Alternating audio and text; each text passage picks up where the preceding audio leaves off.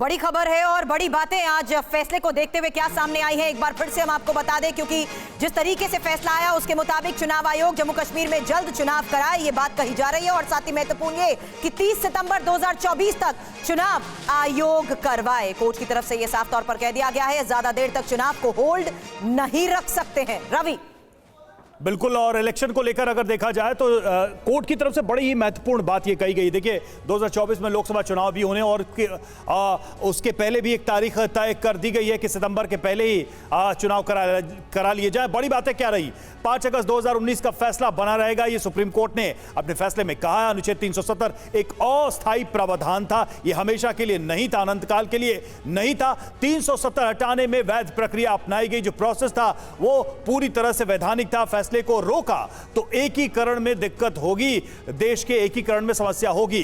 370 हटाने को दुर्भावनापूर्ण नहीं कह सकते, यह भी कहा है सुप्रीम कोर्ट ने। केंद्र का फैसला संविधान के दायरे में था, सुप्रीम कोर्ट ने यह भी कहा है। और जम्मू कश्मीर भारत का अभिन्न अंग है, यह बयान एक बार फिर से कोर्ट की तरफ से कहा गया है अपने फैसले में। जम्मू कश्मीर के पास स्वायत्तता, संप्रभुता नहीं, यानी कि किसी भारत के एक अलग देश, भारत में एक अलग देश की स्थिति उसकी नहीं हो सकती है। विलय के साथ JNK ने अपनी संप्रभुता छोड़ी थी, यह भी कहा है सुप्रीम कोर्ट ने। जम्मू कश्मीर का संविधान भारतीय संविधान के अधीन है, यानी कि इंडियन कॉन्स्टिट्यूशन सुप्रीम है। और विशेष परिस्थितियों में धारा 370 लाया गया था, तब की कंडीशंस अलग थी। राष्ट्रपति के पास 370 खत्म करने का अधिकार है। राष्ट्रपति के अधिकारों को लेकर बहुत विस्तार से सुप्रीम कोर्ट ने अपने फैसले में जिक्र किया है। केंद्र सरकार ने प्रक्रिया के तहत फैसले लिए, ये जो प्रक्रिया थी इसको हटाने की,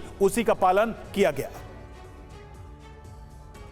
परिस्थितियां देखते हुए उन्होंने एक नतीजे पर पहुंचे हैं, मैं उसका स्वागत करता हूं, क्योंकि बहुत दिनों से ये बात हवा में थी। तो अब कम से कम स्पष्ट हो गया है कि जो हुआ वो वैध था। राजनीतिक रूप से चाहे कोई समझे कि नहीं होना चाहिए था, वो बात और है, लेकिन लीगल दृष्टिकोण से, न्यायिक दृष्टिकोण से वो वैध है। एक तो बात ही हो गई। दूसरी दो बातें बड़ी अच्छी सुप्रीम कोर्ट ने कही, मैं तो चंद्रचूड़ जी को, सुप्रीम कोर्ट को बधाई देता हूँ। एक तो उन्होंने कहा कि जल्द से जल्द हमारी स्टेटहुड फिर से मिलनी चाहिए। मैं आरंभ से कह रहा था कि जो जम्मू कश्मीर को काट के दो हिस्से में करके और इसको यूनियन टेरिटरी बना दिया, वो हमें स्वीकार नहीं था, किसी को भी, किसी के गले से नहीं उतर रही थी। क्योंकि जम्मू कश्मीर एक बहुत विशेष राज्य था। पहले कहते थे ये मुकुट है, ये भारतवर्ष का ये है, और मुकुट क्या रहा, फिर हरियाणा और हिमाचल से भी नीचे आ गए, यूनियन टेरिटरी बन गए। तो वो जल्द से जल्द, मैं समझता हूँ, मेरी मोदी जी से भी यही प्रार्थना होगी कि अब वो जल्द से जल्द राज्य का दर्जा दे दें। ये ज़रूरी नहीं कि पहले चुनाव हों फिर उसके बाद राज्य का दर्जा दिया जाए, बल्कि अगर चुनाव हों तो राज्य के लिए हों, यूनियन टेरिटरी के लिए क्यों हों।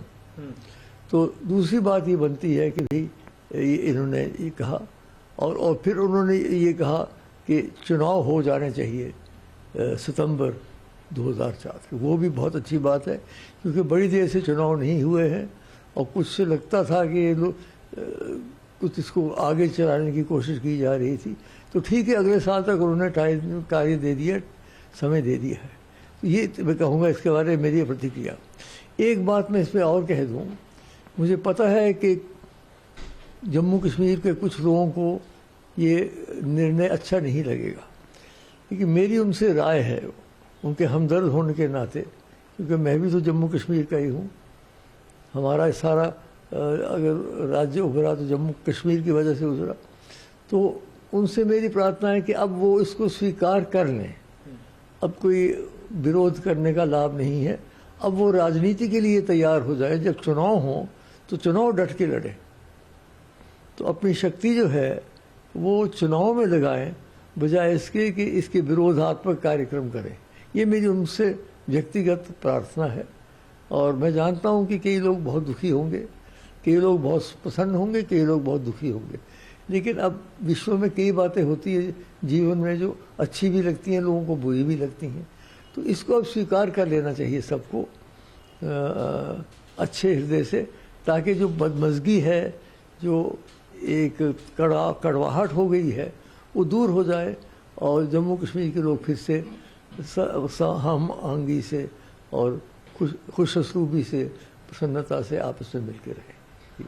सर, क्योंकि ये फैसला जब सुनाया जा रहा है तो ऐसे में तमाम जम्मू कश्मीर के वरिष्ठ नेता, चाहे महबूबा मुफ्ती हों, उमर अब्दुल्ला हों, उन्होंने इस बात का जिक्र किया कि हमें हाउस अरेस्ट किया गया है। हालांकि मनोज सिन्हा की तरफ से ये कह दिया गया कि कोई हाउस अरेस्ट नहीं है, लेकिन उसके बाद भी कई तस्वीरें शेयर की गई। अब आप जानते हैं तो मैं तो अपने हाउस में बैठा हूँ, मुझे उस हाउस के बारे में कुछ जानकारी नहीं है, क्षमा करें।